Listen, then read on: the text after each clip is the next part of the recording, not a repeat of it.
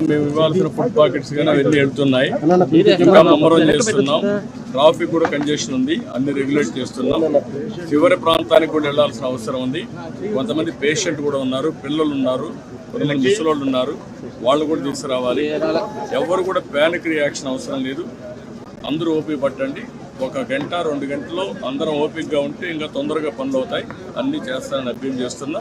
ఇక్కడే ఉంటా, control రూమ్ని activate చేస్తున్నా. ఎంతవరకు చేయగలుగుతామో అన్నీ చేసి అందరిని ఆదుకుంటాం. 110 పైన బోట్లు పనిచేస్తున్నాయి. అదే మాదిరిగా 4-6 హెలికాప్టర్లు వస్తున్నాయి. ఒక హెలికాప్టర్లో ఫుడ్ పెట్టడం కానీ, లేకుంటే బోట్లో తీసుకుపోవడం కానీ, పేషెంట్లు తీసుకురావడం కానీ ఇవన్నీ జరుగుతున్నాయి. వర్షం కూడా పడతా ఉంది, అయినా కూడా ఎక్కడ ఆపరేషన్స్ ఆపం, అన్ని విధాలు. సార్, ప్రకాశం బ్యారేజ్ 69 గేట్ దగ్గర బోట్లు కొట్టుకురావడం ఏమన్నా కుట్రే ఉందా? ఇవన్నీ ఇప్పుడు నేను అవన్నీ మాట్లాడను. ప్రతి ఒక్కదానికి మనం అవన్నీ మాట్లాడడం కరెక్ట్ కాదు.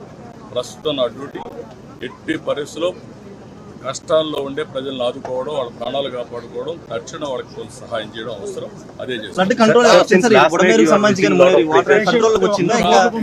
కూడా మనకు ఓవరాల్ గా అక్కడే ఉంది 11,40,000 క్యూసెక్స్ ఆఫ్ వాటర్ వస్తుంది. ఎప్పుడు రానంత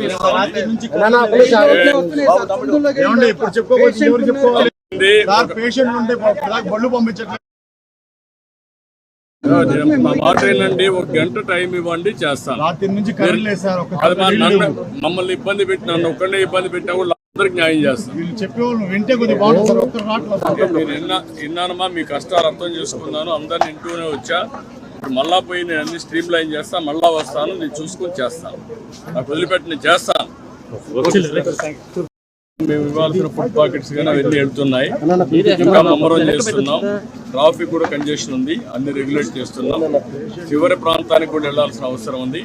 కొంతమంది పేషెంట్ కూడా ఉన్నారు, పిల్లలు ఉన్నారు, కొంతమంది ముసలోళ్ళు ఉన్నారు, వాళ్ళు కూడా తీసుకురావాలి. ఎవరు కూడా ప్యానిక్ రియాక్షన్ అవసరం లేదు. అందరూ ఓపిక పట్టండి. 1 గంట 2 గంటల్లో అందరం ఓపికగా ఉంటే ఇంకా తొందరగా పనులు అవుతాయి. అన్నీ చేస్తానని అభ్యర్థన చేస్తున్నా. ఇక్కడే ఉంటా, కంట్రోల్ రూమ్ని యాక్టివేట్ చేస్తున్నా. ఎంతవరకు చేయగలుగుతామో అన్నీ చేసి అందరిని ఆదుకుంటాం. 110 పైన బోట్లు పనిచేస్తున్నాయి. అదే మాదిరిగా 4-6 హెలికాప్టర్లు వస్తున్నాయి. ఒక హెలికాప్టర్లో ఫుడ్ పెట్టడం కానీ, లేకుంటే బోట్లో తీసుకుపోవడం కానీ, పేషెంట్లు తీసుకురావడం కానీ ఇవన్నీ జరుగుతున్నాయి. వర్షం కూడా పడతా ఉంది, అయినా కూడా ఎక్కడ ఆపరేషన్స్ ఆపం, అన్ని విధాలు. సార్, ప్రకాశం బ్యారేజ్ 69 గేట్ దగ్గర బోట్లు కొట్టుకురావడం ఏమన్నా కుట్రే ఉందా? ఇవన్నీ ఇప్పుడు నేను అవన్నీ మాట్లాడను.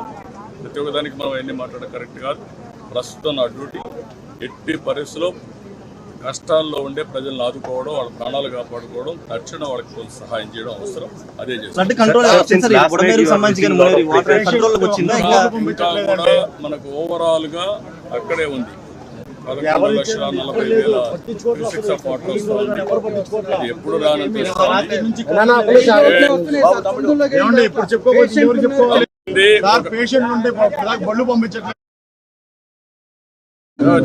మాట ఏంటండి, 1 గంట టైం ఇవ్వండి, చేస్తాను. మమ్మల్ని ఇబ్బంది పెట్టి నన్ను ఒక్కడే ఇబ్బంది పెట్టినా కూడా అందరికి న్యాయం చేస్తాను.